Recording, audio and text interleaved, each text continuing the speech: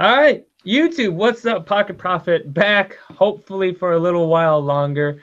We had some technical issues, which, that's kind of part of this is learning how to do it and go through some of the ups and downs. I think it's my end, my computer. It's old and crappy. So, I'm sorry, James, for having that happen to you.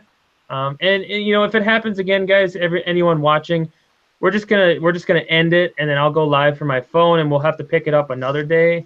It's just I think my computer is just crap. I factory reset it today, and it just has I think it's the computer that keeps crashing, getting me pretty pissed off. So, but if it does it again, I disappear. I told James just to exit out everything. I'll delete it, and then I'll go live from my phone, and then we'll do it that way. And then me and James will do another video later this week. But anyway, let's try this. Let's start all over.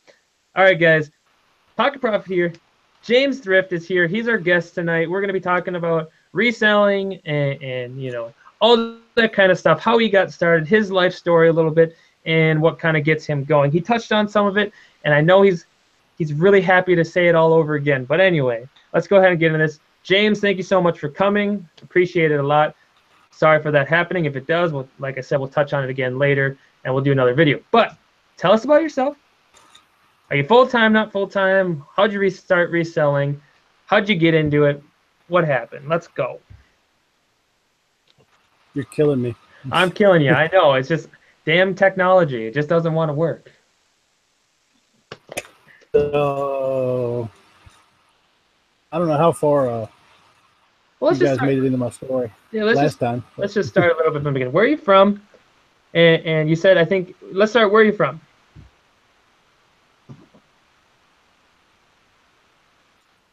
Montrose, Virginia. Virginia. Cool, cool. And then you said you started reselling books. Is that how you got started, right? Oh, no. Don't freeze up on me. I think you're cutting out on me a little bit. James, come back. Are you back? Uh-oh. Am I good, or is James the one cutting out, guys? You let me know in the comments. I don't know. Is my internet messing up? It might be a little bit. Are you back? Let's see. James, come back to me. I don't know. I think I'm good. If you can hear me, we should be good. It's I think your end of it. All right. They said we're good, so just carry on. You started with books. Yeah. Okay. So started with books and eventually got out of it.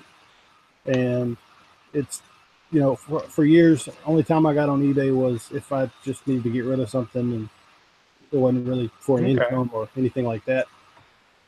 Right. But this time, so you said you said you're part-time, right? Yeah, I mean, I put full-time hours in, but I still work like 30 hours a week at my other job. How's that going for you? It sucks. I do security, so I pretty much just sit there all day and watch YouTube and list stuff on eBay. I mean, I guess that's not that bad. Like, that's how it was for me too when I was working. I used to work at a hospital, and I would be in like the cafeteria line doing like work, and then something would sell, or I'd have a customer question me on like eBay or something. So I'm sitting here like replying back to them like behind the counter, waiting for someone to serve and all this other stuff. Yeah, I always called it working while you're working. That's what I used to say to people all the time. Right.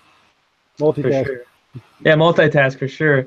But cool. So you started books, and then you didn't touch much of eBay, but you're on eBay now more, right? About a year ago, I was watching a bunch of YouTube videos on reselling and all, and it just motivated me to give it another shot. And as a lot of you know, I haven't jumped back into Amazon yet, but for now, eBay is going great. It took, it was a big learning curve, learning the shipping and, learning what to buy and what not to buy. I got into clothes.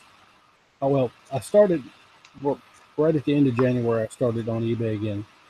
And by late spring, I jumped into clothes. And for a while I just focused on that until I kind of got the hang of it, and now I'm back to just kind of selling anything I can find. You know, if it'll make a Cool. dollar, you know, I'm down. Yeah, that's cool. Yeah, I don't mess with clothes a whole lot. They to me just piss me off a lot of the time. Like I'll do some stuff when it's good, but there's just so much of it. Like for me, when I go to the thrift stores, I want to get in and out so I can get to the next one. And sometimes I gotta slow myself down, but I just that's so much clothes to look through. Like just going through rack and rack and rack. Like I guess there's an opportunity there because there's so many clothes, but for me getting home and like you know, putting them out, measuring them, all like that just takes so much time. It just seems like crazy. Like I'll do jerseys and stuff because they're easy, but I give it props to the people who do a lot of clothes. So I give you some props there. I've done it before. It's just not my cup of tea, but I would like. I think since I'm mostly Amazon, and I think that's the different focus here because you are not back on Amazon, so you're looking for that more inventory. And for me, I'm so much on Amazon that I'm like, clothes. It's not pretty sealed in a box. I can't just put a label on it and put it in somewhere and send it away, you know? Yeah, I mean it's very time consuming, and the listing is time consuming. After you skipped out on us, I don't know how many people caught it, but I've got a death pile that Ooh, is taking over my house. death pile. Come on, man. Get that I death pile I gone. have more I have more stuff not listed than I do listed. It's terrible. See, I think that's the thing with eBay a little bit. Like, I think that's why, for me, that's how it was kind of going as well, especially when I was doing like clothes and doing weigh and pay items because I could get the items so cheap like 50 or like 10 cents 5 cents for a shirt, pair of pants, or whatever it was. So I was just buying stuff even if it wasn't like super good quality stuff. It was just I knew it would turn some money eventually, and I was buying so much of it that I just had this death pile. And I just like I couldn't get out of it. It's like you just keep buying it and you don't list it, and you keep buying it and then you still don't list it, and then pretty soon you're swimming in it. And I think that's why for me Amazon was such a godsend because it's like I don't have to sit with my stuff. I can just send it away. It just goes away. And I don't have to store it, don't have to look at it. So you got to get listing that stuff. What are you doing? Oh, definitely, man. I mean, it's killing me looking at it, and I got the storage building now, and I've been working extra hours at my other jobs, so it's just right now I'm just shipping every day and trying to just find time to work on that storage shed. And once I get in there, I can ramp up. Right. I did see that picture. You just bought a big old shed. That looks pretty freaking cool. Is that now at a point where you could outsource that work from yourself? You could hire somebody to do it for you. Would you be interested in that? I've definitely want to at least get a lister. Okay. How do you feel about that? Like I've thought about that at some point. Like, if I were to take eBay and go a lot more into it, more hardcore, and especially if I'm focusing on clothes as well, I've thought about hiring somebody, like we're talking about, but there's so many questions that come along, like, uh, it's your eBay store. Are you going to trust someone to list correctly? I mean, I guess that's part of the business and taking some risk and everything, but I mean, you got to train somebody. You got to tell them how to do it correctly, and then are you just going to have it where they get it all ready and then you approve the listings as they go up, or how do you think you would handle that? Right now, I've been looking on Upwork at some virtual assistants, and I've Mm-hmm. talked to a few of those, and the process is pretty much I'll provide the pictures for them and a basic guideline on how I want things listed, and they'll go in through InkFrog or whatever third party software and pretty much do it like to the best of their ability, and I can approve it and look at it as a draft and list it myself. Do the final button press to get it live. Okay, now is that you think that is like worth the price? Like I don't know how much it is. Maybe you can enlighten me what they would charge for that service or whatever. But would it be better to outsource? I mean, like, because you're technically taking all the pictures and everything still. Wouldn't it almost be better to get someone local and have them do that and it's quicker instead of like you have to take all the, you're basically doing all the work still, you're just not writing the description. To me, the description is the easiest part. Wouldn't you consider that maybe an issue or something, instead of a VA, instead of like someone that's live that you know personally maybe, or you can pay per item and they can do the whole process for you, and maybe, like I said, you just leave it where you are the one that just, when it's in draft, say okay and hit that. I mean, what are My your thoughts on that? my biggest problem right now, the one thing that slows me down more than anything, is loading pictures. Um, and like a lot of people might not believe me, but like my phone, with like with Android, you can only do one picture at a time, Okay, yeah. and it's just it takes forever. I mean, on the laptop, I can pick all 12 pictures, and I can usually have the listing filled out by the time it loads. Hmm. But it's going to still be a lot of work on my end to get everything ready for the lister as a virtual assistant. But I can get listings for like 35 cents a listing, and I'd like to start doing that until I can kind of get caught up and have time to train somebody local. Okay.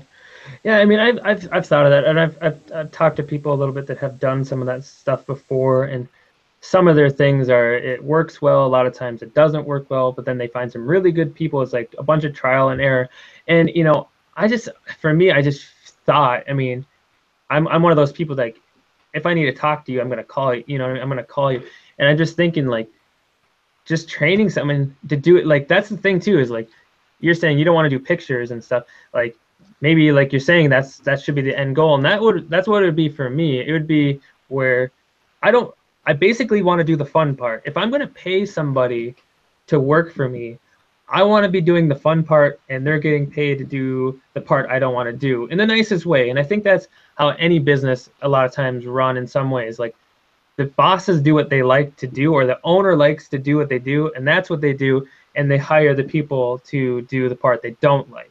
And I think for me, I think most thrifters, resellers, the fun part is hunting the items and buying the items. And I think most people can agree. You guys let us know in the comments. Finding the items, hunting them, buying them, that's the fun part. The crappy part is listing the items. Um, and I think if I were to ever do it, where I would hire someone, I'd want to start there, because I want to get rid of the part I hate the most, and that's listing the item and taking pictures and doing that. And that's how I think I would go about it. It might be a little harder at first, maybe, but if you're going to learn the VA process anyway and take pictures, that's the thing. I think I would go that way. You got to let me know how that works out for you. If that changes as you go on, where you're dealing with VAs and they're either good or they're bad, or whatever. And I'll be curious to know that process for you, because I saw that little that it's almost like a little warehouse you bought. That thing was cool, and there's a lot of room in there. And I think you could easily set up something where you hire out and you got one person with the key, and you could do it that way.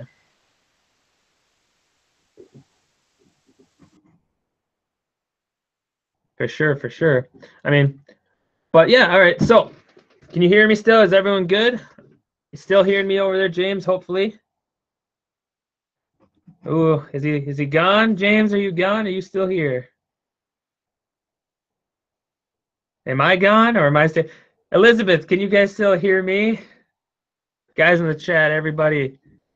We might have lost James. I don't know. James, are you back?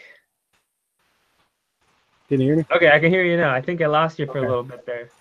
I think my internet like kind of bogs down every few minutes. All right. I was just like, don't leave. I mean, it's only fair that you leave me, though. I left you for a little bit, but don't leave me. But yeah, I mean, I think that'd be something definitely cool, and maybe you could, you know, what's the word, like, report back to us on your struggles, your plus side, all that stuff. I think a lot of people would be really interested to know how that goes, and maybe you can give a little insight on how you did it. And I think that would be really helpful. I think that's super important, and I think you guys all know that, and especially been to this channel, the community, everyone working together a little bit. I mean, we're not handing out RA bolos or anything, but when it's stuff like that, and you can learn from someone's either mistakes or their good things that happen to them, I think it's super important. So yeah, I mean, that'd be cool if you can let us know a little bit, and it'll be awesome. So I don't know if I have the description in here with all the stuff, but I don't think I did. I think I was just too worried to get this going, but we'll have to get a Facebook group posted. If you guys check some of the other videos, get in that Facebook group. James is in there. I'm in there. A bunch of the people are in there, and you know, he might let us know how that goes for him when it goes with the VAs. But very cool. Yeah, I've not looked into VAs too much. I hired a VA one time, and it was like, it was okay. It was all right. It was when ebooks were still a big thing, and you could pay someone on Upwork to make you an ebook, and then you put it on Amazon store and make some money. But right after I did it, they changed their system and everything. So I was like, meh. I was like, nah, never mind. And then I just haven't picked it back up. But anyway, all right. So you're mostly on eBay. You were on Amazon for a little while, and then you went on a hiatus, and you're still gone.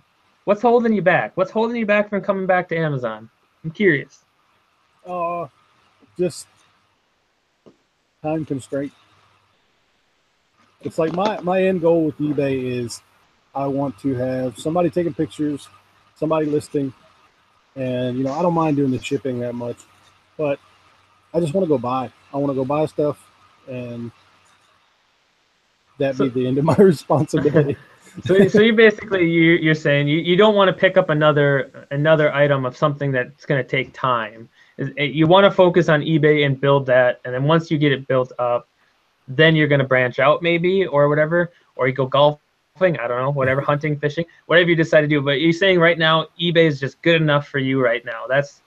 You're a happy camper just focusing it on eBay right now.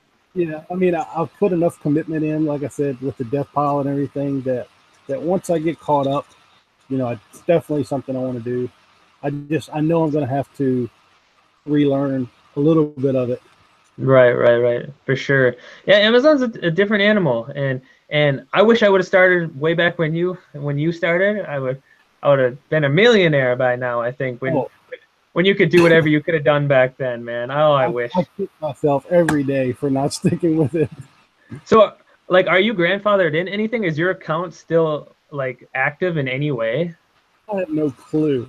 You should check that, because you know how crazy that'd be. Like, if you could I check could go it in and like, and I was ungated and like everything. Oh, that's what I'm saying. Like, if you were in like DVDs and all that stuff, like the crazy hard categories to get in that like are really hard, like DVDs or anything like that, I would be buying and I would be sending them your way, and we would take a cut of the profit. There's so many times I see DVDs and seasons of TV shows and stuff, and I just can't. I'm like, nah. And they're only worth something on Amazon, which is so crazy. It's like eBay, they're $3 or $10 or whatever it is, and on Amazon they're still $40, $50. And you look, there's stuff that you can do to get around it a little bit. They do a trade-in program, but a lot of times it's like, I mean, not any money hardly. Like, you can still do that, but it's not. But you should really go in there and just check, just for the fun of it. You might be sitting on a gold mine and you don't even know it. It's funny because back then it was there were only a few softwares available to like scan things, and like Ace Tool, the one that I used to use, they're still, I think, focused on books, but they'll scan anything. Back then there were very few things that would come up if you scanned it other than a book. Oh wow. Some DVDs and stuff like that. So I mean, I had no idea you could you'd ever be able to go into a store and just scan normal stuff. Yeah, that's crazy. I just wish, like, I wish I was smarter back then and looked at it. Don't we all?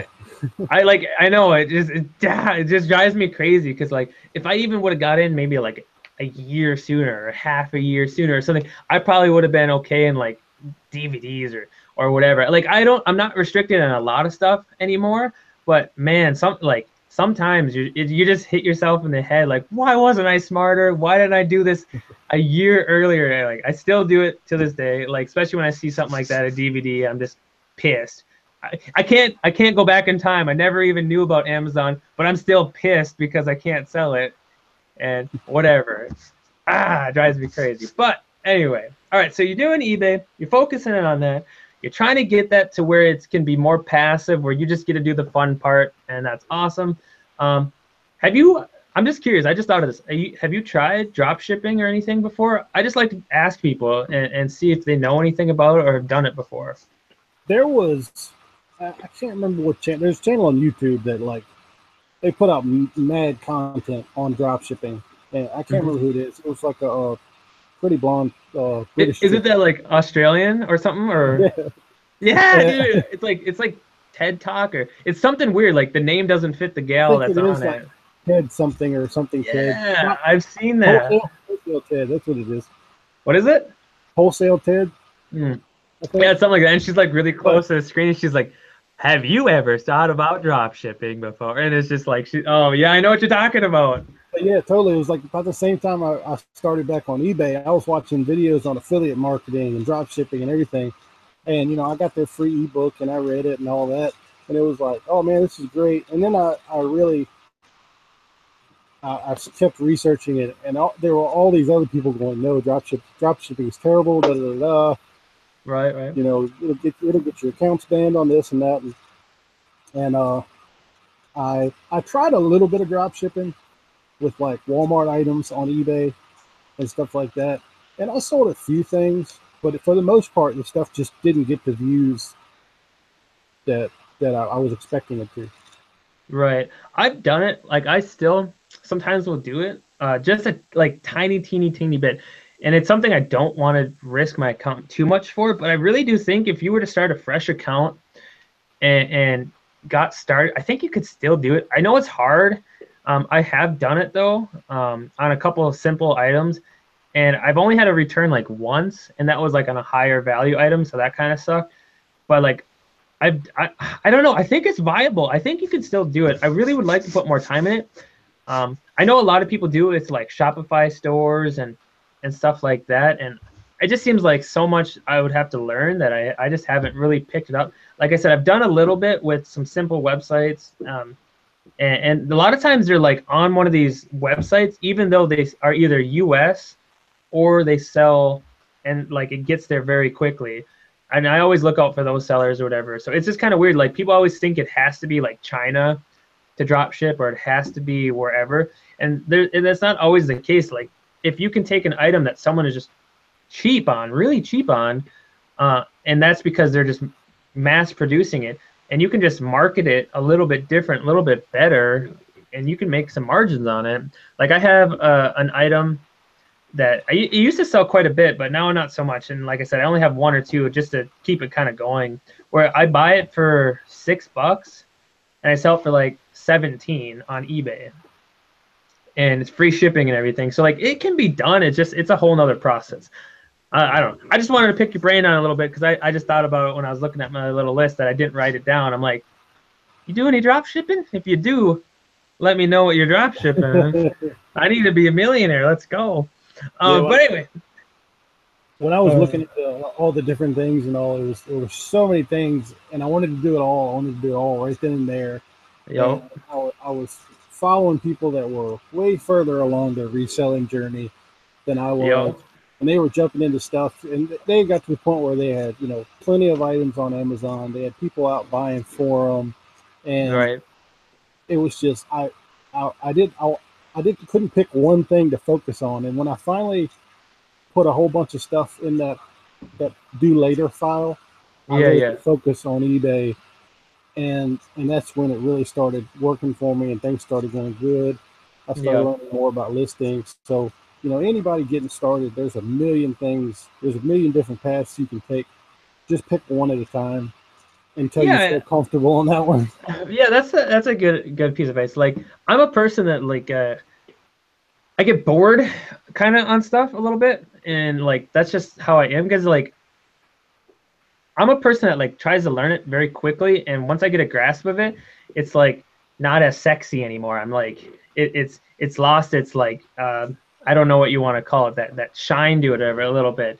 And so like for me, I started with eBay, and then it was going fine, but I learned it, I figured it out. I was selling stuff. It was going pretty good, but it just kind of, I don't know. I didn't see a big ceiling with it in a way. So I kind of like, well, I want to try Amazon. And I told myself, okay, I'm going to try Amazon. I'm going to try Amazon. I'm going to try Amazon. it took me like months before I actually was just pissed off because I still hadn't figured it out or haven't done it yet. That I was just like, I don't care if I get it wrong. I'm just gonna do it. And I scanned an item and I posted it, merchant fulfilled, and I posted 6 of them. And I was like, there, I sell on Amazon now. And then after things started selling, I started to learn it, and then it kind of got exciting and doing whatever. So like, yeah, I mean, I think it's important to do that. Like, learn one thing decent first before you decide, because then you have a good base. And tell me your opinion a little bit about this. Now that you've kind of gone through, you did some Amazon, you did eBay. Now, I suggested this before to the people, to my channel, whatever. If they're brand new, never done any online business, never sold anything, did anything at all, I suggested you should start on eBay. And I suggested this under the premise that eBay is more forgiving than any other reselling place that I've ever thought of or done or whatever. eBay is like, you can make a few mistakes and you will learn, and you will learn the process, and you'll learn the do's and don'ts of just being online with people. And then, you can take that and then go to move to Amazon, and you kind of go like, hey, like, that's not acceptable, whatever. And that was a huge thing for me because I started on eBay. And if I would have done some of the stuff I did on eBay when I first started, being an idiot, not knowing a thing, on Amazon right away, I would have been banned. I would have been gone instantly. And I don't think people realize that. I mean, I see it every now and again through these Facebook groups where people sell good, or they're just jumping in like, I'm jumping on Amazon. And then like 2 weeks later, they're already banned. I mean, maybe you want to touch on that topic a little bit and what you think, or what's your opinion on that? Yeah, I mean, I say focus on one path, but eBay and Amazon, they go so well together because they both are pretty much the same general idea. Like when I would go do retail arbitrage, I was doing it for eBay, but I had 2 phones. I was looking up stuff on eBay and I was looking up stuff on Amazon. I would use the Amazon bestseller rank to judge on how fast stuff would sell because I wanted quick flip stuff.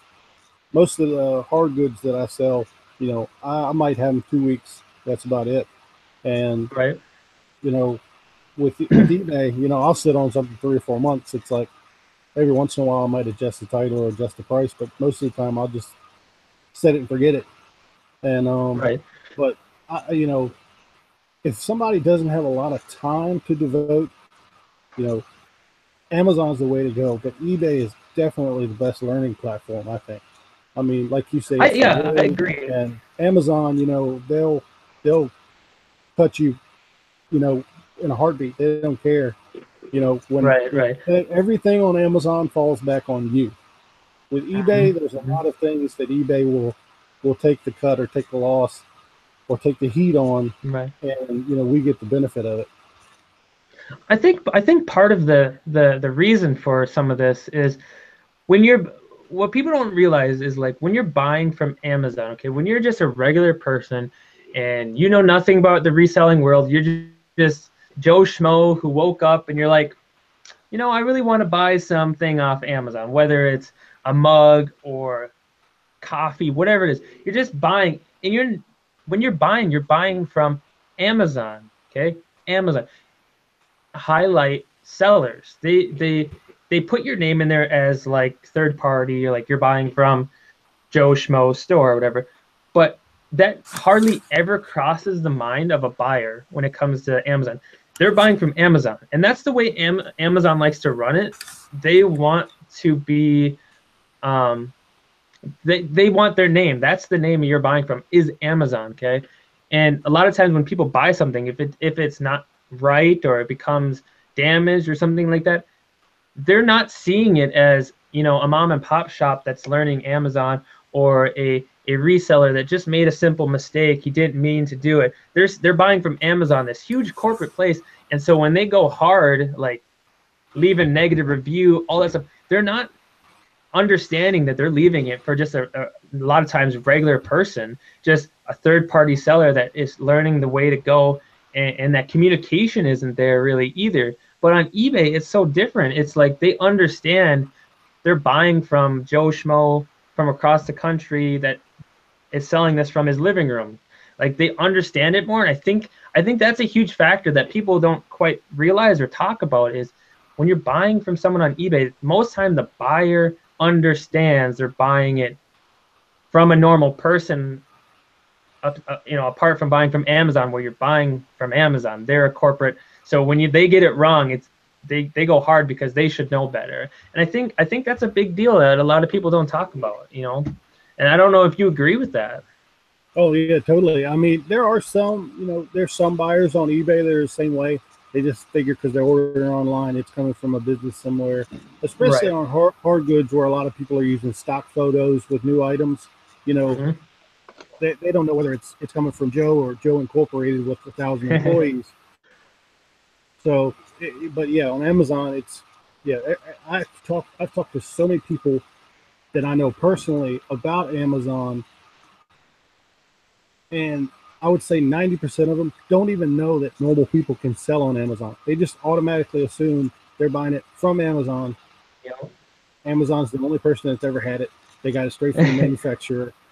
Exactly. That's how it is for me too. Like just recently, I was at a place, and some people were talking about Amazon, and because they were talking about, I don't know what it was, shipping or something, and I was like, oh, you know, I was kind of explaining like, hey, this is probably from a third party, you know, blah blah blah blah blah, and they're like, what do you mean? I'm like, third party, like me, I sell on Amazon as my business, like 90% of my business is Amazon, and they're like, you can sell on Amazon? Yes, most times, in the majority of the time, when you purchase anything on Amazon, you're buying from a third party. You're not even buying from Amazon. And they just, like you said, they just couldn't get it through their head. They're like, what do you mean? I'm like, you're buying from me, but I'm buying from Amazon. Yes, but I'm selling it through Amazon.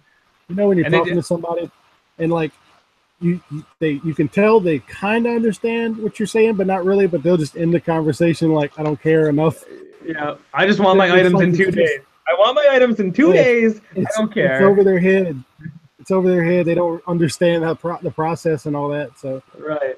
And that's the thing with doing these live shows and doing this community that we're in, is like people like us, we know what's going on, and it doesn't just fall on deaf ears. Like that's why I think joining a community, whether it's just watching YouTube videos or coming live or commenting or joining that Facebook group or whatever, is so important, because you get to actually express your feelings when it comes to reselling, even if you're a hardy man and you don't cry and you don't do anything. Okay, you're just a man of steel, but you have emotions and you want to put them in ways people can understand them. And I think that's so important in a community, and I think that's so great. So that's like aimed at you guys, live chat. Thank you guys for coming. I yeah, hope this really is like making a difference for you guys, or just a place to hang out. I really do hope it is cool for you guys. Um, Go I ahead know. and I oh, know. For I me, this go has ahead, James. been this has been absolutely amazing. It's like if I could put any of my friends on here with us, they'd thank everybody here, because I'm not going and unloading all this information on them until their eyes glaze over. You It's know, like, all of you know, we all talk about stuff and know what each other's talking about. So it's like, you know, I unload all this on y'all because I have all this. I'm a talker, and right. when I see my friend that I haven't seen in a week, it's like boom, here's an hour of eBay, and he's Right, just right, like, right. whoa. So it's Yeah, really helpful just for to, sure, man. as a stress reliever, to be able to talk to everybody else about it. Yeah, I think it's important. I really do, and I know, um, you know, for now, since my channel is small right now, it's nice to be so in touch with a lot of the people that are in this channel and watch his videos. And this, it might change. It normally does when things get bigger, and it is. But I want to try to keep it where people can still communicate and talk, and like I can still talk to the chat and have fun. I think a lot of times things get a little too corporate, and I know and I understand it. As business people, most everyone does, and I'm gonna try hard not to get too corporate, because I'm rolling in the dough. I've got my Lambo. No, I'm just kidding. But I think it's important. I think sometimes people lose sight of that, and I don't want to. So hopefully you guys can keep me on track with that. If I'm sounding too corporate, you better tell me, damn it, because I don't want to be that guy. I want to reach out and have a good time with the community. So, all Yeah, right, if you what do we ever got? What do we got in the comments here? They're asking where you are. Are you guys unable to see James, or what's the dealio? Let me know. if you guys can see him or not. Wait on some comments. Let me know if you guys are all seeing us. Jennifer said, "Where's James?" I don't know. I can see him. I can see James. Can you guys not see him? More importantly, though, can you hear him at least? That's more important. So they might be just trolling us. I don't know, because that happens, you know, every now and again. Elizabeth, if you can let us know if you can see James or not, let us know. If anything, no video on James. James, where'd you go, man? No. All right, let me try to do that and then do that. Can you guys hear him though? At least, can you hear James? They say they can hear you, so that's, I guess, the most important thing. Can hear, not see. Can hear, but can't see him. Okay. You want to just check your end, make sure you're not on accidentally hit that video thing where you minus yourself. Let's see that. Hit it back, maybe. Let's see. You guys let us know if he comes back or not. The important thing is you guys can hear him, and I think that's more important. That's the communication. Yeah, I mean, better with them not seeing me. I can do whatever I want. Yeah, there you go. You can do whatever you want. I was telling James, you know, how to control the Google Hangout and how to turn off his camera if some people were to show up into his background. You right there, James?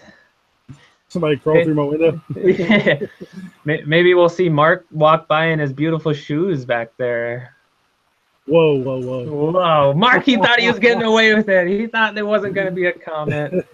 He's got his sequence high heels on. I know it. I'm just waiting for Mark just to say no and then leave. It's funny because like I had this mental picture of these red sequin high heels that I sold last week.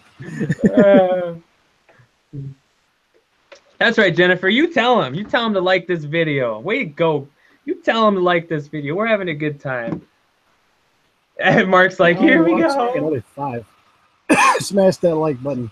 Yeah, let's get that like button going, guys. Let me know, as the community in the live chat, you guys having a good time with this? Do you guys like having a live show like this where we can do things a little different, bringing people on, having a good experience this way? I really like it. I think it's really fun. James, I think you're enjoying it as well. Absolutely. Yeah, I think it's awesome. I really do. I really do want to do this more often with all different types of people. You know, right now, I'm so focused. I'm a reseller and everything, but there's so many good people and topics out there as well. Like, you know, I'm just kind of thinking about it on the fly. Like, just talking to people, like that's great. And I think specifically in our type of business, whether it's business or online or just anything, I just think it's so fun. And I think hopefully you guys are getting some value out of it. You guys in the chat, the people who are watching it. James, you said you're having a good time. Yeah, I saw that. I saw your hat. He's selling it for $39.99. We'll give you the link, $39.99. I better get a little commission off that, damn it. But yeah, man, I mean the channel is great. The group is great. It's like I think back to 9-10 months ago when I listed that first thing, well, I guess you could say professionally, and it's like I realized how much I've learned from other people and from my own mistakes in the last 9-10 months. So if anybody can join the group and I can pass on like one thing that makes it easier for them, man, that's awesome. And I think that's the biggest thing for me too, because like I literally learned everything. I went to YouTube school, you guys. I learned just from watching YouTube videos, doing the work, checking forums, just typing in general crap on Google. And I told you guys I started selling trading card pieces, just grinding. You got to set that time aside. You just got to be willing to learn and not okay with where you're at, okay, with knowledge in a way. And it is hard. Like I go through it every day where I'm like, hey, I could work on learning more about affiliate marketing or something. And sometimes it's a struggle, and you just don't get through the door that day, and it happens. Everyone's different. Everyone's got things that go on in their life, but I think learning about something you're interested in is so important. Like I said, I learned everything from YouTube. I watched Bonafide. I watched Rake-In. Just anyone and everyone, I could sponge off some information. And once you get a little bit of information, you can take action. You don't have to go crazy and start investing $8,000 or whatever it is and in private label, I would highly not recommend that. But just learning, that's the first step, I think. Just getting interested, learning, whatever it is. Like right now, if I were to say, look out for a Nickelodeon alarm clock, okay? I just sold one today for 70 bucks. Just for me telling you that, you guys can look out for it. And you don't want to know something crazy about this? I had no idea they were worth money. Not a clue they were worth money. You know how I learned? I was garage selling with a buddy of mine he's a way better RA seller, way better whatever. And I walked right by it at a garage sale. I walked right by it, didn't think of it. We were about to leave, and he's like, you're about to just leave like 60, 70 bucks. I'm like, what are you talking about? And he picked it up, purchased it. He didn't give it to me. He sold it himself. But that was a learning curve for me. Were you with Resale Rabbit? No. I was with Jameson. I saw it on Resale Rabbit. Sold one of those. Yeah, I learned it from Jameson Philippi. If you guys know him, he's a Minnesota guy. But yeah, we were garage selling a while back, and yeah, he showed me that, and I'm like, man, thank you for telling me. And I found like 2-3 of them since, and this one was a little banged up because I normally sell them on Amazon, and I sold my last one on Amazon for almost $100. But this one was a little more banged up, and I just didn't want to sell it on Amazon just for those reasons. So I sold it on eBay. I priced it high and sold for 70 bucks with free shipping, and I think I paid like $4 for it at a thrift store. So yeah, that's a good point too. Is like when I first started, all my hard goods, I was like lowest price, and now it's like I realize you can price some stuff up and just make a better listing than the other person. It'll sell. Yeah, I touched on this on a different video, you guys. It was to help beginners when they start eBay. And one of the topics I talked about is like, don't price too low, because a lot of times people don't value their stuff at market. And the reason for this, there's a couple different reasons, okay? One of the reasons is people will find an item at a thrift store and they'll buy it for $2. And market price might be $50. But they feel guilty or they feel bad that they're going to sell it for $50 when they bought it, let's say, at a church sale for $2. And they get this guilty feeling, and they're like, I'm just going to sell it for $30 because that seems more fair or something. And you got to get over that. I think some people go through that. You guys, if the market is the market and the person wanting to sell it was selling it and they didn't do the work to research it, or whatever the case may be, don't feel bad. Don't feel guilty. Just price it at market, okay? And if you want to feel guilty, if you price it at $30, you might have just hurt mom and pop shops or family stores that are now losing money because someone's going to have to race down to the bottom to where you're at. So feel guilty about that. Price at market, okay? Or price a little higher. And another reason people also price it is, like I said, they just don't value it. They see a Nickelodeon alarm clock and they're like, that's like crazy old. Like, who would want this? Like, nobody wants this. Even though every single one on completed listings sold for $70 and all the writing is on the wall, they still like, this is dumb. I wouldn't pay $70 for this. So they price it at $40. Yeah, it sells. Yeah, it goes quick. But they just lost out on a bunch of money because they didn't value it. Okay? People buy chicken nuggets that look like things. Cheetos that look like things, okay? Just price it at where the market is, okay? It's not hard. Just price it where the market is. I love that feeling. I love that feeling you get when you walk by something and it just catches your eye and you don't even bother looking it up. You just grab it, list it, and it sells, and it sells for over what somebody else had it listed for. Man, it's a great feeling. Yeah, and there's so many different factors that people don't realize. Like when it comes to like pricing items, like this is like beyond beginner stuff. Like don't if you're a beginner, just worry about looking at completed listings, looking at the market and price so you can get your foot in the door and learn. But what a lot of times people don't realize later on is you can price items higher for a different reason. Like one reason you could price higher is you built up a relationship with buyers, okay? You built a storefront and they view you as like a store. And when they go to look for something, they stop at your store first. And you took better pictures, let's say, so I don't know, your price is a little higher for that, better condition, whatever. But it also can be because, you know, they know that they're buying quality items because they are repeat customer. And for that good service that you're providing them, you're allowed and okay with repricing a little bit higher because you are guaranteeing them a good quality product. And I think that's something that a lot of newer sellers maybe don't need to know or don't work on because they haven't built a following yet. They don't have a returning customer base yet. But definitely look at that. If you're you're in your selling career and you've been selling for a while, and you can see repeat sellers, especially if it is clothing or it is whatever, and you can justify your raising of a price a little bit because you're promising quality, I should say, in your service. And I think maybe that's a good tip to pass on to somebody. Maybe just try it. You don't have to, but try it. Or if you want to sell it, get it out the door quick, price it at market, price it a teeny bit under. Just don't keep doing the drop thing. So I don't know what your thoughts on that is, James.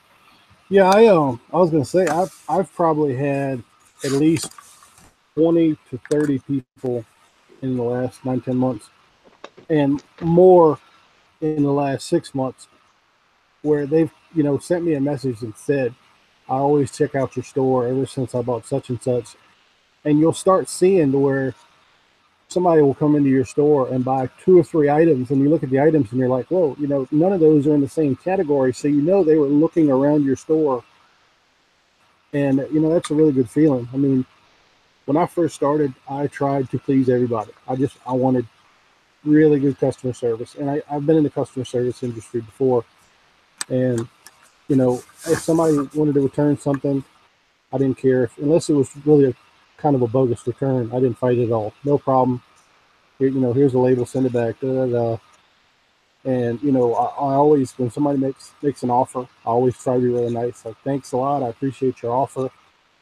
Unfortunately with shipping and eBay fees, it'll cost me such and such to ship it to you. So I got to get a little bit more than that. And most of the time, it'll get you the sale. You can come to an agreement between 2 parties.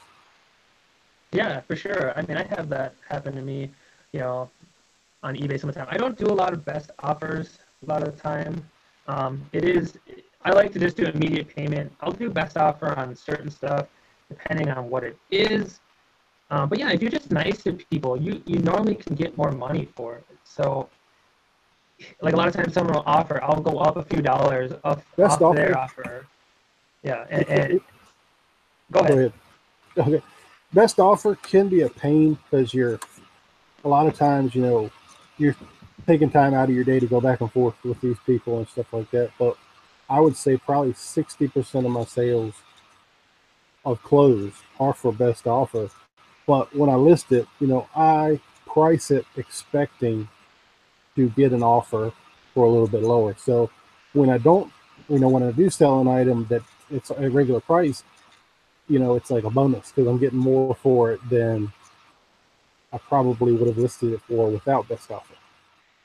Right. People are saying my mic's cracking up. Oh no. Yeah, a little bit, but it's got its pros and cons. It's all about if you're willing to invest that little bit of extra time and going back and forth with somebody, it can pay off. Yeah, for sure. Let me just try this quick. Let me do that.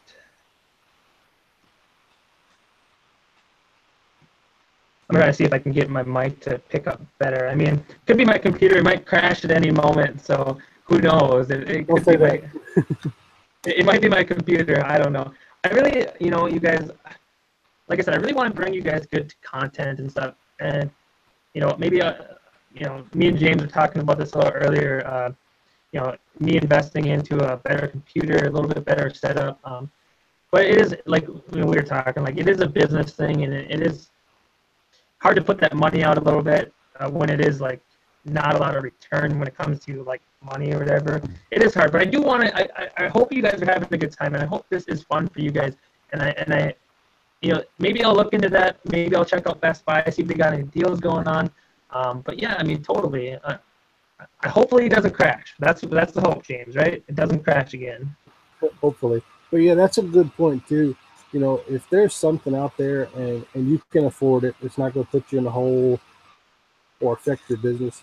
If it's going to benefit you, go ahead and get it. Don't, there's so many things that I put off and put off, and once I got them, I was like, man, I wish I'd have got this before. Oh Yeah. no, I lost him. Okay. No, I'm just But I'm monkeying with my settings a little bit, trying to get it to not crack. And I'm sorry, you guys. you know, we've been talking about, you know, like label printers and stuff like that.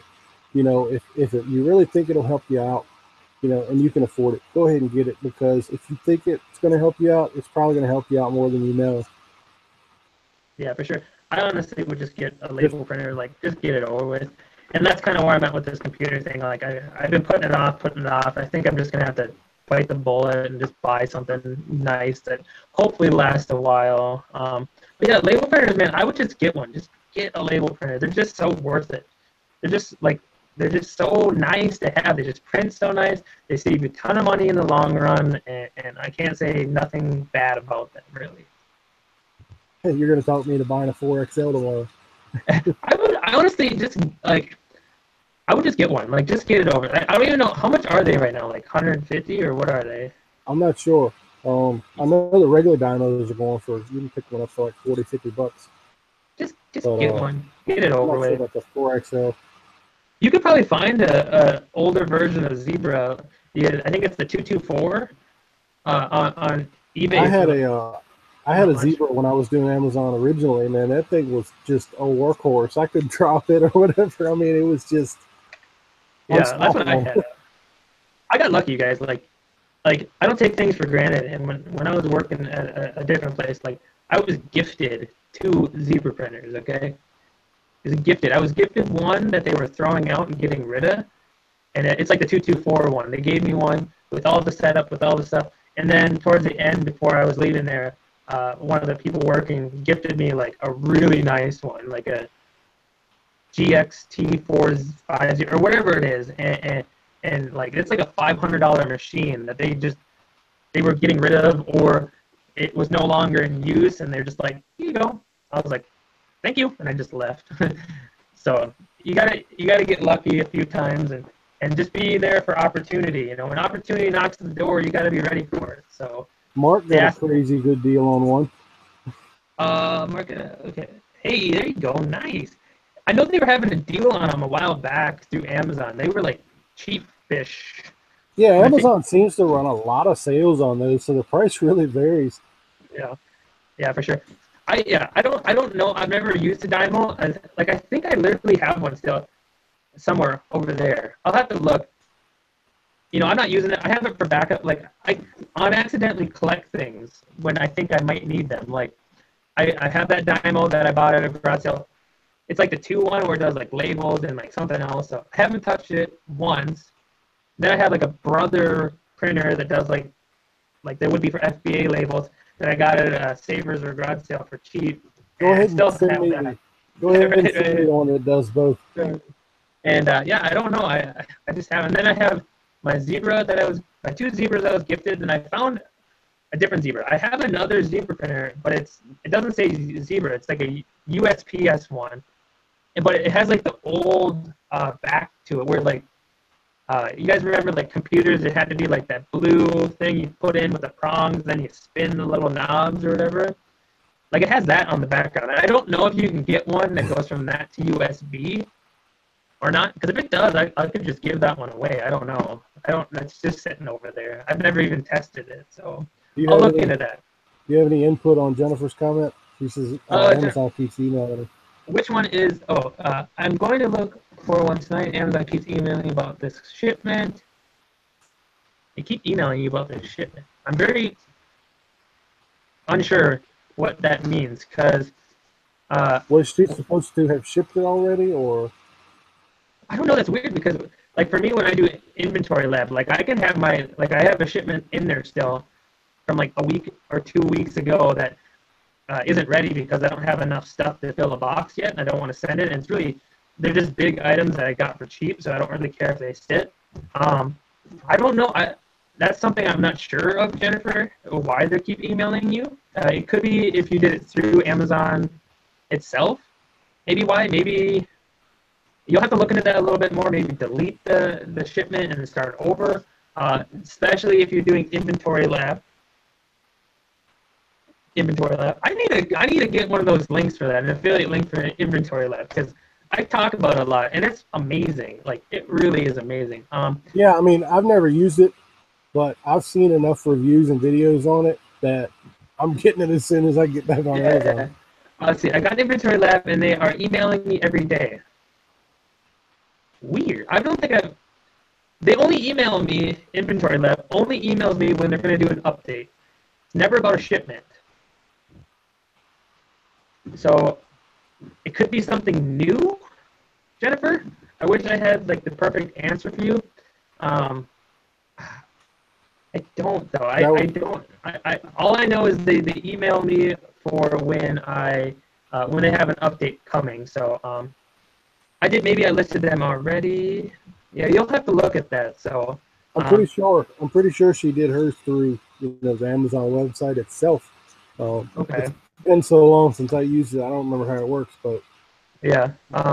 You might have to just go into your managed shipment placement or whatever that one is, and then just delete them completely, and then start all over from Inventory Lab and start over. Just start with Inventory Lab. Watch the videos. The videos they have are actually pretty helpful.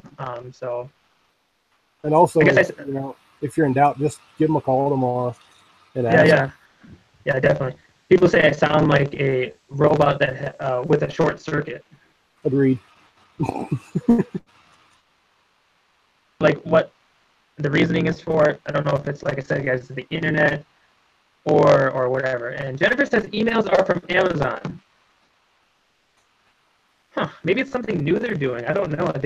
They only email me when I sell stuff, like, or when they ship an item they sold. That's the only time they email me, or if there's a problem, or a refund. Yay, we all love refunds, right? But I don't know. How long have we been on for, James? No idea. No idea. I mean, if you're good to stick around a little bit, we might as well stick around for a little longer yet. I'm good. Jennifer says, okay, I'll do that. All right. Mark, let me know if I'm sounding any better at all. Hopefully I am. I can try turning this down a little bit. Oh, I got a question for you. Yeah, go ahead. Oh, you ever listed any of your merch shirts on eBay? No, I have not. I was watching a video the other day with some people, and they were talking about listing their shirts on eBay and Etsy. Yeah, I've been looking into it a little bit with Etsy. Oh, hold on. Sorry, I'm reading that. Mark says I don't sound any better. Sorry. So I'll just sound like a little girly robot. I don't care. It is whatever. But no, I've been looking at that as well, because that's kind of, I think me and you are kind of in the same boat. Like, we're at the point where we can start kind of like planning ahead for that kind of stuff. I've been slacking. I just need to make some designs. Yeah. Well, I was at 2 designs. Wiggle my plug. Everyone says wiggle my plug. I'm wiggling my plug. Does that help at all? I don't know. I mean, I think you guys want me to wiggle something else. No, I'm just kidding. But no, Hello, guys. That's not appropriate, Elizabeth. That's not appropriate. Get out of here. Just kidding. But no, I've been looking at that as well. I've been watching some people. I think it's Texas Scale Treasure, something. Mm-hmm. I think that's her name. Margaret, I believe, is her actual name. I would love to get on a show with her and just pick her brain a little bit. But maybe in the future. Maybe in the future. Maybe in the future. I should probably do it. Yeah, for sure. Yeah, for sure. I'll have to try to contact her at some point. But Mark says, "Ew." Hey, you guys are in the chat telling us to do weird things. Okay, don't blame us. But no, I've been looking at that a little bit, and it's a little different, because like what I've been looking at is like doing Etsy and then using Printful, and like it lets you integrate themselves. So like you can sign up for Printful, and it will. And if you have an Etsy store, it'll let you integrate both. So when you post to, James, are you there? Are you back? I don't know. We might have lost James. Maybe he'll come back with his internet. But I know you can integrate Etsy with your Printful store, and like you can, like, once you upload a design in Printful, it will automatically populate into merch, or That might be backwards. It might be when you put one in the All I ad. hear is entirely noises. Oh, hold on. I can't hear you. Be back. Let me let me mess with your settings quick. Hold on. Let's see. Let's do that. James, can you hear me at all or no? Anybody?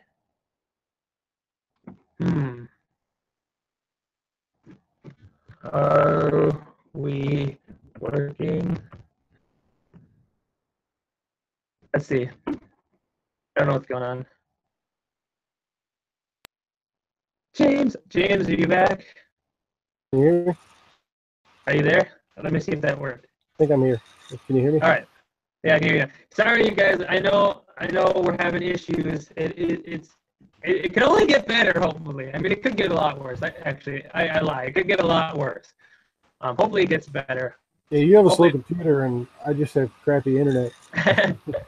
Hey, we're hustling out here, okay? We're making it work. You guys appreciate us, damn it. We're making it work. They probably think we're broke. We are, man. We need millions of dollars. We should get one of those sad puppy commercials on here, you know, in the arms of an angel or something like that. A GoFundMe or whatever. Fund our reselling business. Yeah. But yeah, totally cool. I had this little bit of an outline that we sort of went on. You know, I'm not good at following those things very much. Let's hear it. I think we touched on a lot of it. Now, one thing, you're mostly thrift store or garage sale stuff, right? Not much RA, or are you doing RA? I work most Saturdays, so I rarely get to hit garage sales. Ooh, but I hit plenty of thrift stores. Thrift stores. I love thrift stores. Love garage sales. I am getting an RA, but I can't get thrift stores and I can't get garage sales out of my blood. It's just something about that wheel and deal and that hunt and getting there before someone else is just amazing. I got to do it. I've kind of put off RA for a little while till I get on Amazon. Yeah, I've done some RA on eBay. Like, I've been sending out a few items. It's been going okay. It's just stuff I can't sell on Amazon. I did a crazy amount, like after Christmas last year when I first started. It was like I was going to Walmart and Lowe's and dropping like $600 or $800. Yeah, for sure. Yeah, I mean, RA is a different animal for sure. Way different. Like a thrift store, you're getting in so cheap that it doesn't really matter. It's like one-off, so it's like not like 500 people are on the listing or something crazy like that, or whatever it is. I mean, I had an item I found RA for Amazon, and it was like only like 5 people or something like that.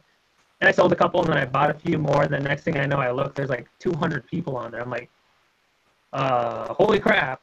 Yeah, it's RA is different, but with thrifting, you can find an item for $3 or $4 that there's no sellers on there, only 2, and you get like top of the market just because it's hard to find. That's why thrifting is so easy. So I've heard a lot of people, in the community say, "Oh, you can't make any money doing retail arbitrage for eBay." But my first month and a half when I got back on eBay was all retail arbitrage. Yeah, like a lot of times the margins are smaller, but you still can do it 100% for sure. Like I can't give it. It's so nice when you can come out of a store with 15 of one product. I mean, it's a lister's dream. Yeah, there's a thing with that. Like I started on eBay, and I was just listing, and that was going fine or whatever. No big deal. Listing with eBay. But once you get to RA or you do an Amazon, you're like, it's so much like easier just to like scan, sticker, box, scan, sticker, box, boom, boom, boom, ship it away. Then you start getting lazy. Like I get lazy sometimes when it's eBay stuff. I made a video about this the other day, kind of like a motivation and in some way talking to myself in some ways too, where don't complain when you're not finding items, because the majority of the time you're just passing on items that you'd rather not buy. And that's whether it's a big item, it's a dirty item, whatever. So, I mean, I do that sometimes too, but like I have other things in place, and I don't complain about not finding stuff either. But sometimes people will message me or you'll see on other videos where there's like, I can't find anything. I'm not making any money, but then again, they're only doing clothes. Or they're not buying the big items, or Right. they're not willing to clean an item that's a little bit dirty or whatever. Like that Nickelodeon clock I had, it was dirty as all hell. I was there today this morning with a toothbrush and some cleaner and some ear cleaners, and I'm just like cleaning the hell out of it. You know what I mean? Like, there's money if you're willing to work for it, but some people just aren't willing to do it. I have stuff out on my deck from like 2 months ago, like just sitting there on the porch waiting for me to clean it. Yeah. That's what happens. It is true. It happens to everybody. Like, I ain't perfect. I still have all those Game Boys that are broken that I need to sell in a lot. I have probably 15 of them over there that have been sitting there probably for 2 months, just because I haven't wanted to list them and do all that stuff on eBay. I'm a victim too, man. I'm a victim too, James. I'm a victim of the death pile. No, not really. Not a death pile, but things that need to get done that I just put off. So it's whatever. For a while, I was terrible. It was like I couldn't pass on anything. If I could make any profit at all, I was just buying. And it took me a good couple months to get to the point where I was, really making a conscious effort to not pick up things and go, okay, I'm going to buy this instead of that. I'm going to capitalize on the money. And it was like I was buying less, but my selling price per item skyrocketed. Yeah, and that's something that I think is important. Especially if you're a beginner seller, you're just getting to eBay, you're just getting your feet wet. Focus on it's gonna sound like common sense, but you're just kind of touched on. You've been a seller for a while, where you gotta have self-discipline and go for the items that are gonna sell quicker and for a little bit more profit margin. If you're just buying thousands of items that are $1, $2, and you're gonna make $2 or whatever, maybe that's not the best focus right away. Maybe when you get to a higher volume and you have help or whatever, do that, because I think you're just going to get bogged down and you're not quite ready, and there's 8,000 different variations of Ralph Polo shirts, so you're buying them, but you don't really know what you're buying. And then when you look at board games, a sealed board game, you can't really get it wrong. It's a sealed brand new board game, okay? And you can't mistake that so much. I was really limiting myself in the beginning, and I didn't realize it because I was buying so much stuff. But back then I was still, I was going paycheck to paycheck. Every time I got some money, I would go buy some stuff, and then I had to wait till I got paid again to go buy any more. And if I'd have been more selective on what I was buying on those more profitable things, I could have stretched that money out longer and gotten more out of it. Yeah, I think that's important, and I think that's a really good thing that you brought up, because I think what happens with people is they want to jump on and resell them, which is great. I think everyone should. But they jump on and they just start buying whatever the hell is out there. And this looks cool. Didn't even research it. I'm buying it. That looks cool. Don't even know what it is. Purchase it. Whatever. It is whatever.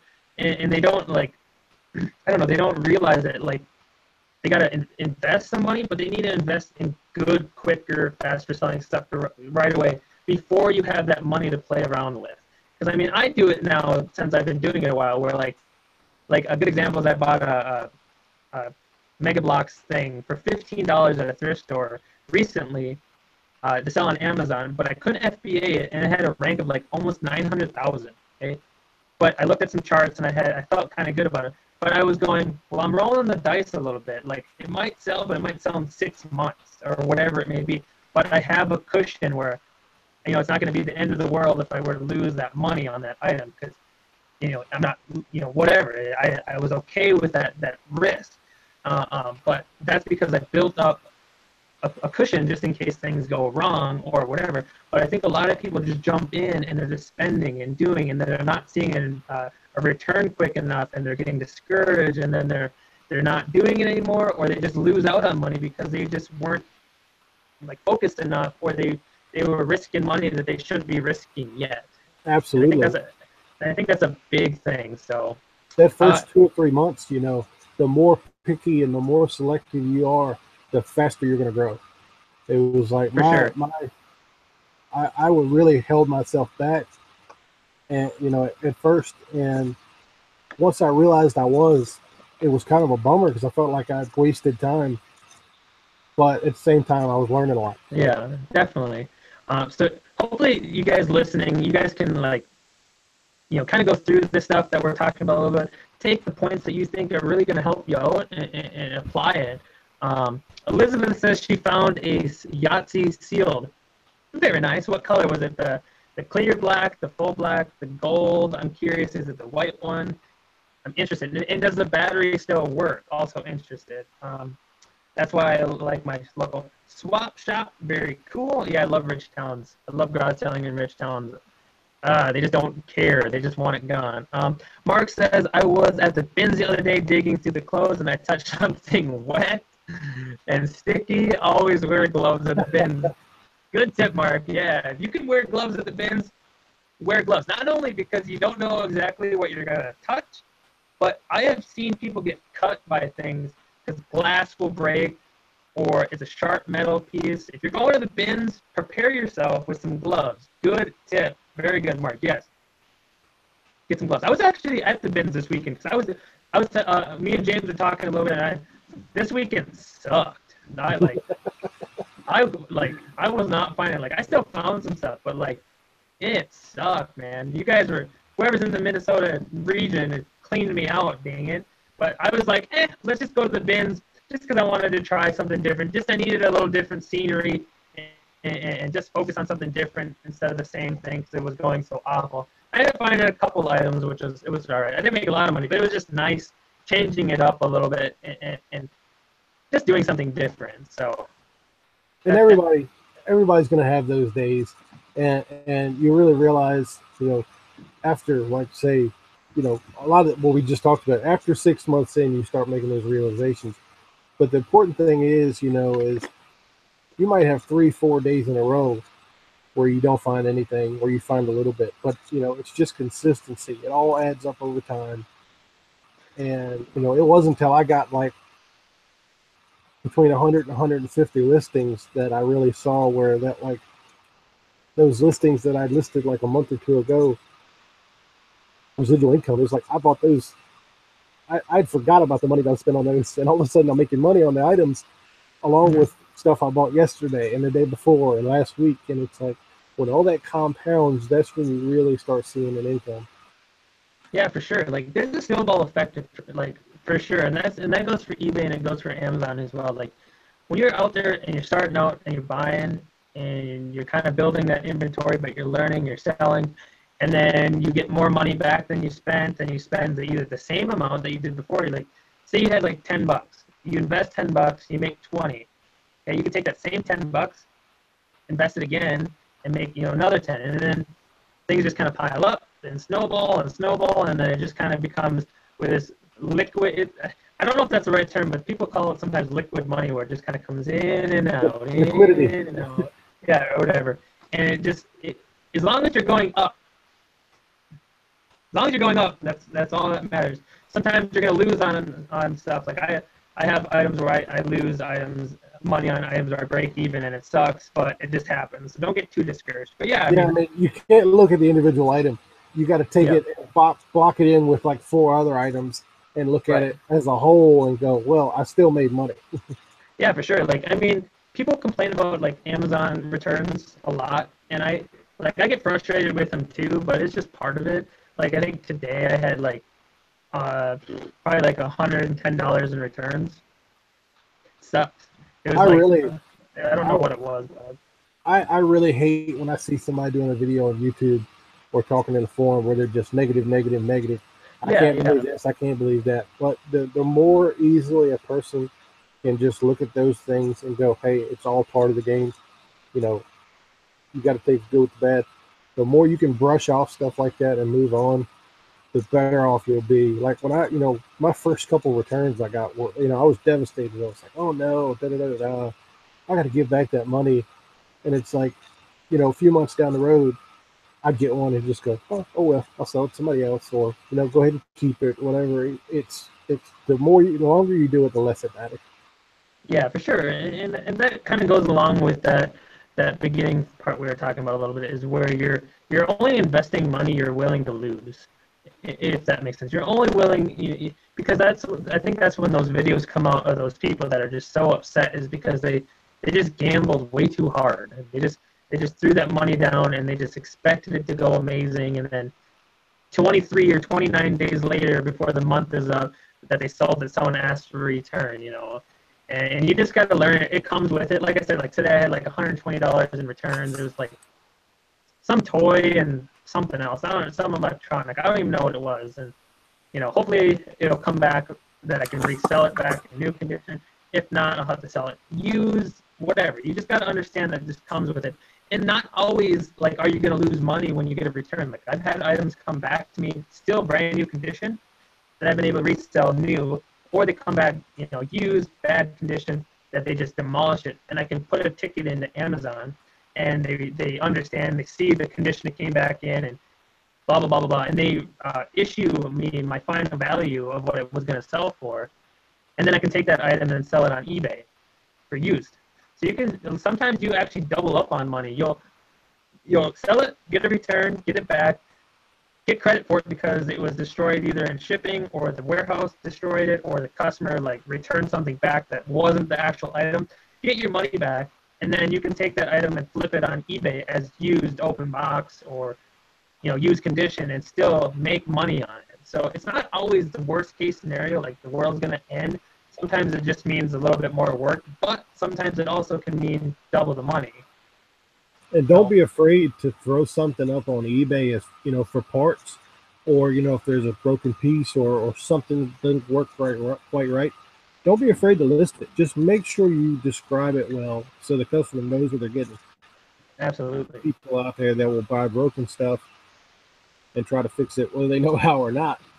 Yeah, like that's the main thing is don't get discouraged. Don't let anything, slow you down. Just stay motivated. Yeah, and stay motivated. And it's like, it always comes back to the point we made. Like, don't spend money you're not willing to lose. I mean, if you're only spending money you're willing to lose, if you lose it, you either won. And I said this on a different video, guys. Like, when you spend money or you do whatever, you're gonna get something in return, no matter what it is. Okay, you're gonna invest some money, and you're not always gonna get money back. Okay, you're gonna get something back, whether that's information. You're gonna learn something. You're gonna figure out a different process. Like, sometimes investing something, money isn't always the end world if you don't get money back. I mean, if you invest $20 and you lose $20, but you learn, like, hey, I need to not do that. I need to check that, or this is the wrong edition. Whatever. You got information, and you actually, you pay $20 for it, but it's not like you got nothing.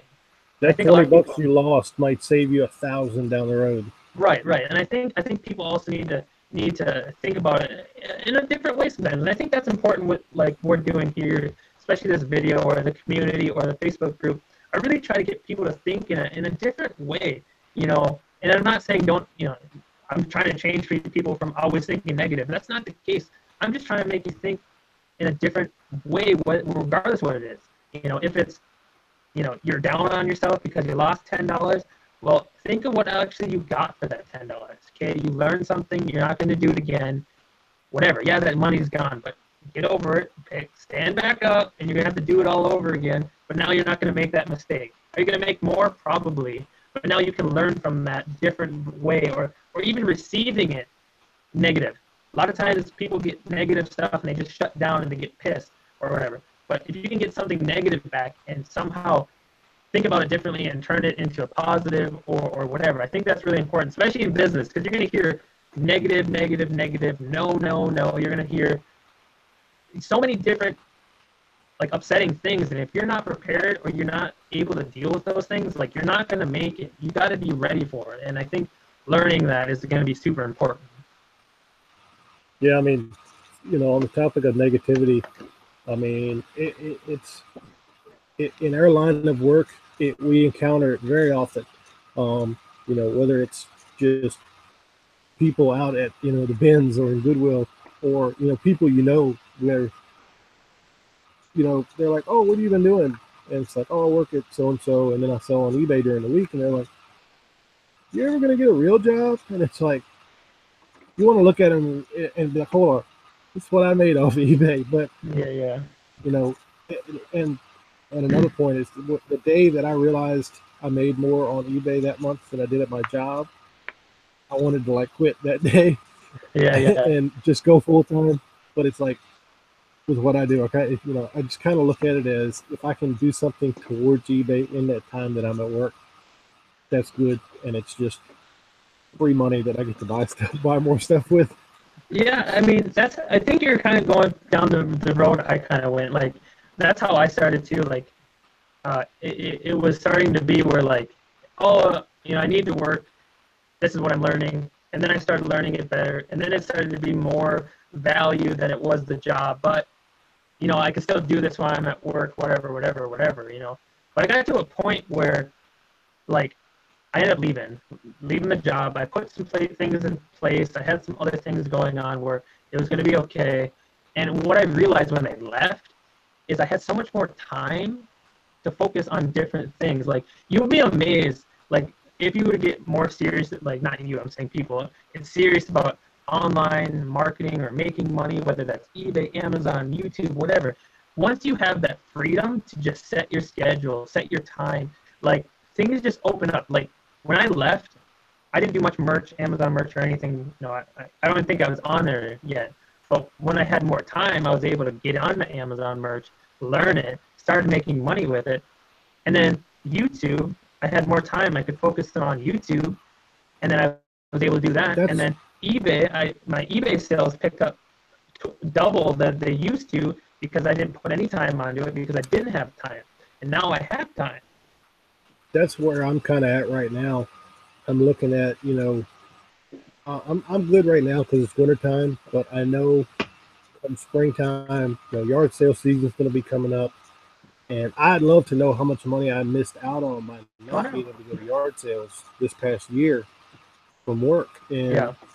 I kept telling my family that the second that I realized my job was costing me money is when I would quit it.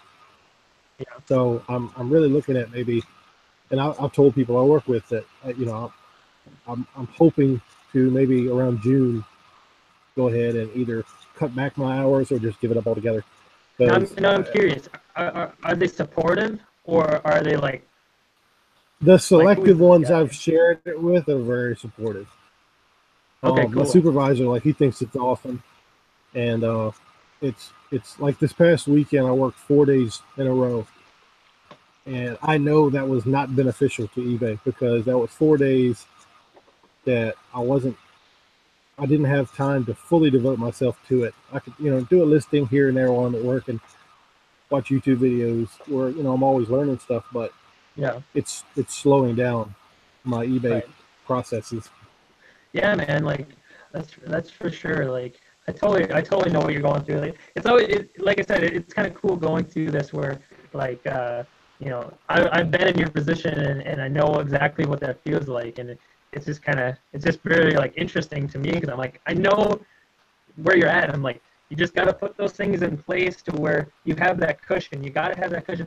And here's okay. I'm gonna say this to anyone listening. Okay, there's a couple things that I was told and I learned, or sayings or whatever, a long time ago that really still resonate with me today. And one of those is um, when you're at a job. Okay, you're at your security job or your Burger King, McDonald's, wherever you are. Okay, I'm not saying negative to whatever you do, but you got to realize that you're using your hours for someone else's dream. Okay. And it's Exactly. so important that a lot of people don't think about it this way. And when I heard this, it changed my thinking completely. Because I was at a job where my 8 hours was for somebody else's dream. Was I getting paid and compensated? Yeah, but it was only as a part of a cost to the whole thing. I was just not always, but a lot of corporations are you're just a number. You're just somebody that you're a cost. You're a cost of a good, and your good is time, and that time is being out profited to somebody else for their dream, and they're doing whatever. And when I thought about it that way, I'm like, man, that makes so much sense. Like, I would rather spend 12 hours, 16 hours a day working on myself, my dream, my thing that I want to get done, than spending my 8 hours of life or whatever for someone else's dream. And that's not the case for everybody. I'm not saying bad if you like working a job and you love it, and you're just maybe even a person that doesn't like to do things like your own business. You just want to go 8 hours and come home.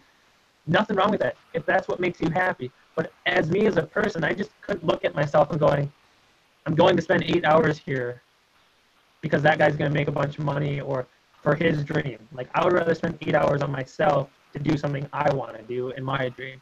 And I think that's important. Maybe just something for you guys to think about and just kind of look at it that way. Maybe, spend that extra hour on yourself, whether it's learning or listing or posting or doing whatever, knowing that that time maybe won't pay you now, or it might not give you anything except for happiness.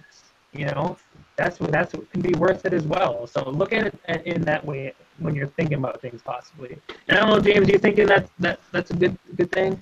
I think you put that really well, and I would say uh, I was motivated by a few different YouTubers to jump back into reselling, but I think my end motivation was I choose happiness first. I'm going to go for what I want to do and what I know I'm going to be happy doing over. Mm-hmm. I'm going to take that chance. I'm going to make that gamble. I'm going to do it conservatively. If it doesn't work out, I'll jump back into doing this or doing that, but I'm going to at least give it a shot. Right. And another huge thing you guys got to realize, like, this was another huge factor for me when I decided to go full time, and a big factor for me when I went full time and leave my job. I had to go, could I get this job back? Could I get something just like this job or close to the money I was making? Like, what am I really leaving? That's what I had to keep saying. Like, what am I leaving? Could I get another job easily that would pay me the same if I had to? And the answer for me was yes. Like, if you leave good and on good terms with the people and you were a good worker and whatever, majority of the time they'll take you back in either a heartbeat because they're sick of call-ins or people, or over time they'll take you back, okay? And I knew that was the case for me. Or secondly, if I need a job, I could work at Walmart, or I could work, I don't think any job's degrading. Like, if you're working, I don't care what it is, good on you. Like, I hate people that are like, I'm never working at McDonald's or Burger King. Like, you got to do what you got to do. If that's your job, that's your job. Like, don't feel bad about it. But I'm just saying, like, if you're in a position where your job is not something that is hard to get back or something equivalent to it, like, what are you really giving up? I mean, I don't know. Like, Anybody, that's thinking about starting or that's just started, or even if they've been doing it for a while, if you're not getting by, if you're not, at least making what you'd be making at a minimum wage, paycheck, you're doing something wrong. And, I hope nobody's in that situation. If anybody is, please contact either one of us. I will be glad to help you. I think the better way to state that a little bit is I don't think they're doing something wrong. I think they're doing something wrong if they're demanding those results. If there's somebody that just likes to do it one day a week and they're just making a little bit of side cash, that's a little different. I think that's what you meant. I think if you're saying, like, I'm going to leave my job, but I can't make anything. Yeah. Putting all this effort if you're trying to make a full-time run at it and you're not, you're not making what you would be making at a minimum wage job, you need to fix some things. Yeah. I mean, yeah, totally. And, like, I know a lot of people that are just casual sellers. They just like to do it for a little bit of fun. It's their hobby. It's not something they're trying to live off of, and that's totally cool. But you set those parameters, like, for yourself. Like, I'm not trying to make this a full-time thing, But if you're somebody that's like, I'm doing this full-time, whatever, and then you're complaining and you're not making it, and you're struggling, then yeah, I could see, like you said, you're kind of doing something wrong. You got some misinformation or something we can help you with. Sure, I totally get that. Yeah, absolutely. So, and another thing I really want to touch on before I think we probably should start wrapping it up pretty soon here, even though I'm having a good time, but I really need you guys to understand, like, there's different levels of success compared on who you are. And I think it's so important that we touch on this before we end, is you don't have to make $1 million to be successful. You don't have to make $50,000 a year to be successful. You are successful when you are happy and you're good. Okay, whatever you're good with. I've touched on this before. If you are a person that wants to sit at home, watch TV 12 hours a day, whatever it is, and make some money on the side or do whatever, and you are the happiest person, I think you are successful. I do not care if you don't have a car or a Lambo or whatever. If you are at home watching TV 12 hours a day and you are the happiest person, you're successful to me. As long as you're happy and you're not hurting nobody or do whatever, and you're doing what you want to do or you love to do, you're successful to me. I know too many people that make a crap ton of money that just aren't happy. It's true. They just because they have money don't mean Absolutely. nothing. Yeah, So I mean, if as long as you're happy where you're at and you're enjoying life, that is way more important than money. absolutely, and I think that's just super important. I think people get too discouraged looking at people's numbers without even knowing anything, looking at people what Absolutely. they're making, or let me show some of those that make. I was So I was discouraged when I first started watching other people's numbers and stuff. I was like, how do yeah. I get there? And I think you guys got to look at it in a different way. And I touched on this before. You can look at those numbers and don't get mad at them. Get hopeful, knowing that there's a way to do it. You might not know what that is yet, but seeing numbers like that or whatever, you know that there's a possible way to get there, and you just got to figure it out or learn if that's your goal. If that's your goal to get there, but you also have to realize a lot of times with numbers, people don't tell you the full story, and I don't want you guys to get confused. Just because someone sold 100,000, 200, $1 million worth of stuff, they might only get 10% of that because their costs are so high or whatever, which is still a lot, yeah. But don't think of it they're getting $1 million. Okay, there's so many different things. So, RB, There's an infinite different what did RB business say? models different people could be using. He says, don't leave a job to go full time until you know what you are doing. Yeah, for sure. I think that's definitely good advice. Like Tim said, have that cushion to where you leave yourself room for error. Don't go all in, and, knowing that you could fall on your face Yeah. or lose something that's important to you. I mean, you do it responsibly.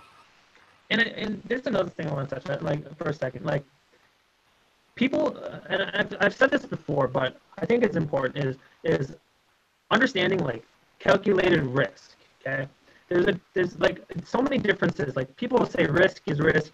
You lose 20, you lose 20. Okay, but I look at it differently. Okay, I call it calculated risk because you can normally see all the angles before it happens. So say, let's just super simple with an item, okay? The angle is, okay, you got $20, you're going to buy $20 of this, and if it sells, you make money. If you don't, you lose money, okay? You know the possibilities. There is no other possibilities. It's either you make some money, you lose some money, whatever, okay? So going into it, your calculated risk, you know exactly what that is. So you know if it ends up being a loss, that's not really a loss because you're willing to do it in the first place. It's calculated. And I think a lot of people don't realize that or they don't look at that.